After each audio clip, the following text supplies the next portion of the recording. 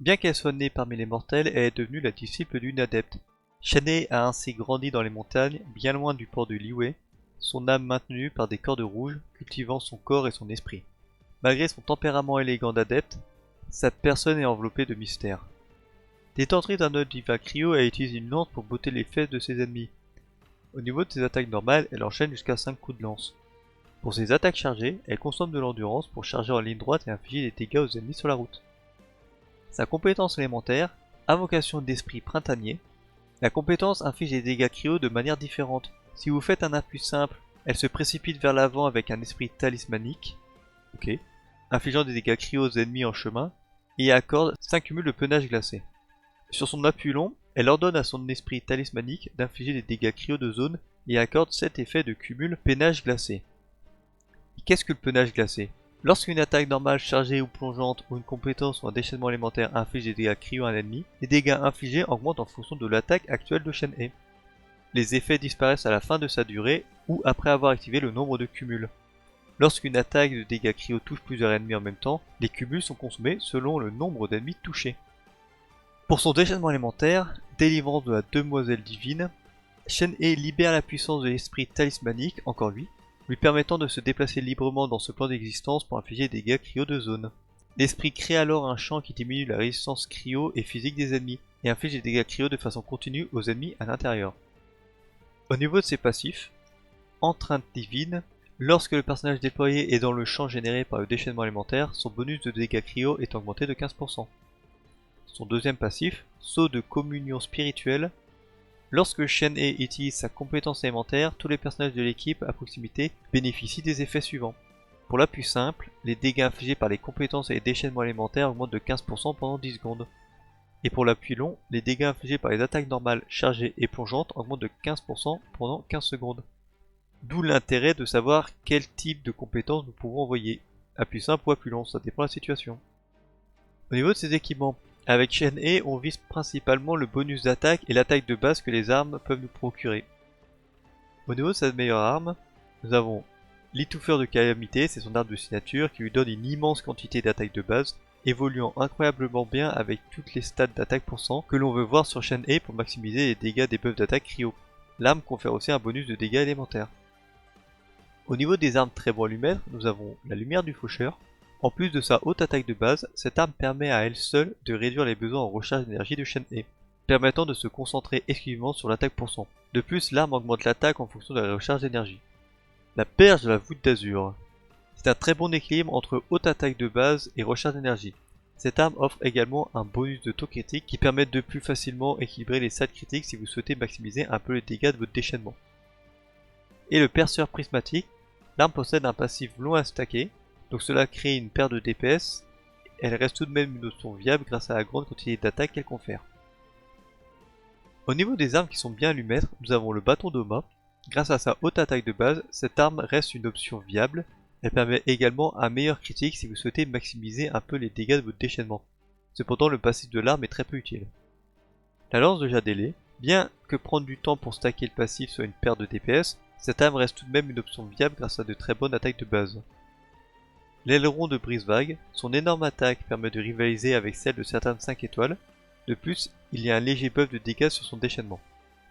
La lance des millilitres, dans une composition avec au minimum 3 membres du Liyue, même si ce n'est pas toujours facile, cette arme offre un redoutable montant d'attaque en plus de sa très haute attaque de base. La lance de Favonius, en plus de son bonne attaque de base, cette arme a un montant correct de recharge d'énergie. Avec un peu de taux critique, cette arme permet de faire de Shenhe une batterie pour elle-même et la team, réduisant le montant de recharge d'énergie nécessaire. Et sinon pour les armes free-to-play, nous avons la prise. Bien que cette lance est souvent meilleure sur d'autres lanciers, elle permet également d'augmenter le DPS de son déchaînement ainsi que d'investir un bon montant en recharge d'énergie. La lance du vent saisonnier, l'arme peut apporter un bon bonus d'attaque si vous parvenez à déclencher une réaction élémentaire. La lance en croix de Kitaen, la meilleure option free-to-play pour Shenhe. Bien que la maîtrise élémentaire soit complètement inutile, à part dans le cas où vous la jouez en team, non, on s'en fout. Le passif permettra de réduire les besoins en recharge d'énergie selon le rang de raffinement de l'arme, et la haute attaque de base permet de meilleurs dégâts pour Shenhe. Et sinon nous avons l'Halbarde, qui est une arme 3 étoiles donc très facile à raffiner. Elle possède une bonne stat principale, cette arme est une bonne alternative en attendant une meilleure. Au niveau des artefacts, nous avons l'ancien rituel royal. Ce set permet un très bon buff d'attaque à la team si aucun autre utilisateur du set est dans l'équipe. Shenhe elle-même en profite beaucoup pour ses bonus de dégâts cryo. De manière générale, ce set est souvent le meilleur pour les performances de son équipe. Le briseur de glace. Ce set permet de récupérer un peu de dégâts sur le déchaînement et permet un investissement critique plus simple. Augmente les dégâts personnels de Shenhe d'une bonne quantité tout en rendant le passif de Favonius plus cohérent. Ce set est recommandé pour une utilisation dans des équipes gel ou monocryo si l'équipe a déjà un personnage possédant un ancien rituel royal. L'emblème du dessin brisé, bien que ce set soit moins optimisé car il apporte moins d'attaque, il permet de réduire l'investissement en recherche d'énergie sur les substats et augmenter les dégâts du déchaînement. Ou alors, vous pouvez utiliser 2 pièces gladiateur et 2 pièces réminiscence, enfin 2 pièces attaque % et 2 pièces attaque %. De très loin le meilleur set offensif pour Shenhe lui permet de bien meilleurs dégâts sur sa compétence. Ou alors, un mix de sets, 2 pièces emblème, 2 pièces briseur de glace et 2 pièces attaque %. Une option plus facile à farm si les ensembles précédents cités ne sont pas disponibles. Au niveau des statistiques allumettes, nous avons pour la fleur et la plume, en stats secondaires, de la recharge d'énergie, de l'attaque %, très important, et ensuite du critique si vous voulez maximiser un peu les dégâts de Shenhe, ce qui n'est pas forcément nécessaire.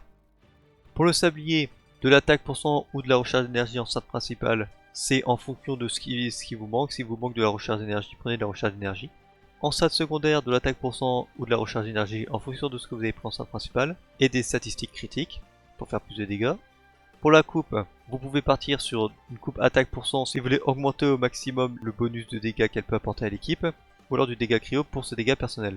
En stats secondaire, de la recharge d'énergie, de l'attaque % si vous n'avez pas en stats principale, et du critique. Et pour le diadème, soit vous continuez à partir sur l'attaque %, soit sur une stat critique, en fonction de ce que vous voulez et de ce qui vous manque. Et en stats secondaire, ça reste de la recharge d'énergie, de l'attaque % et du critique comme d'hab.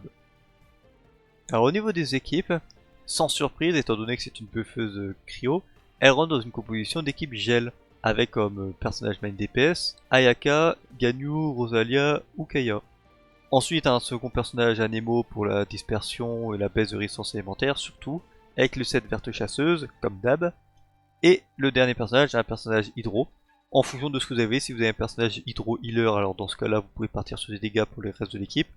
Et si vous n'avez pas de personnage hydro healer, alors vous pouvez remplacer le personnage Anemo par un personnage Anemo healer, par exemple Jin ou Sayu. Cette team est relativement facile à jouer étant donné que les ennemis seront gelés. Vous pouvez partir sur beaucoup de dégâts et limiter la protection si vous êtes assez performant pour éviter les peu de personnes pas encore gelées.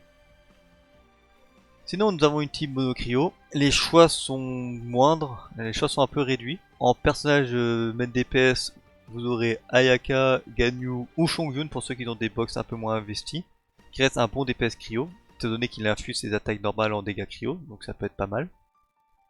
Ensuite un personnage plutôt orienté soutien, donc ça peut être un personnage Anemo n'importe, ou alors un second personnage cryo, orienté dégâts. Et pour finir, un dernier personnage cryo pour la protection, le soin, le shield, tout ce que vous voulez, ou alors des dégâts si vous voulez vraiment cogner dans tous les sens. Vous pouvez jouer Shenhe dans un archétype de type fonte. Dans ce cas là il vous faudra sans surprise un personnage cryo pour buffer les dégâts et un personnage pyro pour déclencher la réaction. Pour le personnage cryo, vous pouvez utiliser Rosalia, Kaeya ou Layla si vous voulez jouer Shenhe en main DPS. Sinon, Ganyu en 5 étoiles fait très bien l'affaire. Ayaka je conseille pas, même si certains peuvent jouer Ayaka fonte.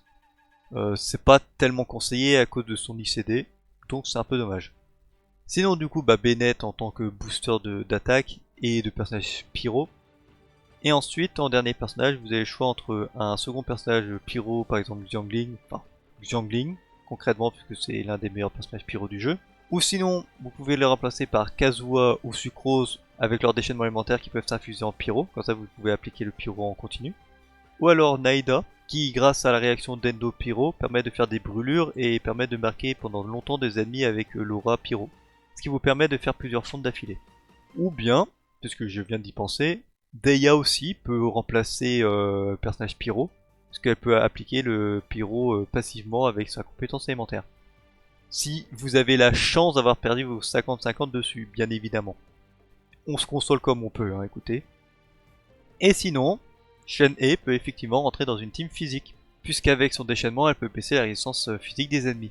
Dans ce cas-là, en tant que main DPS, vous avez le choix en personnage physique. Vous pouvez jouer pour les plus free-to-play Razor, Fischl ou Xinian.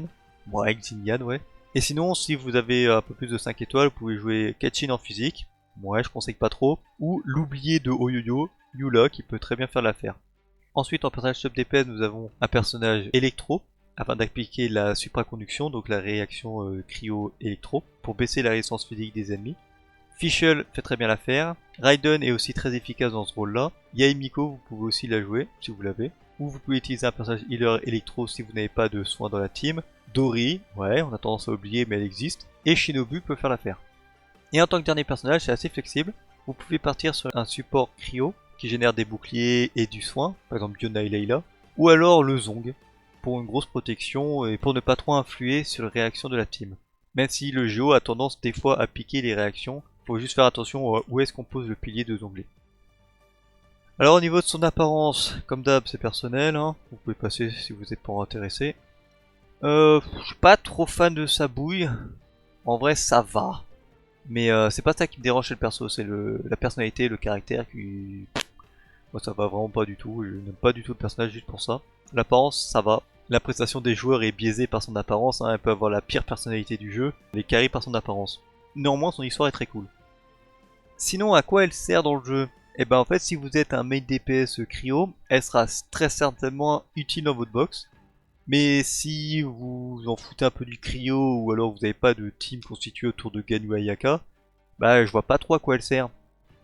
Si vous jouez pas trop cryo, ce personnage n'est pas vraiment utile. Invoquez-la si vous voulez faire de gros dégâts avec le cryo.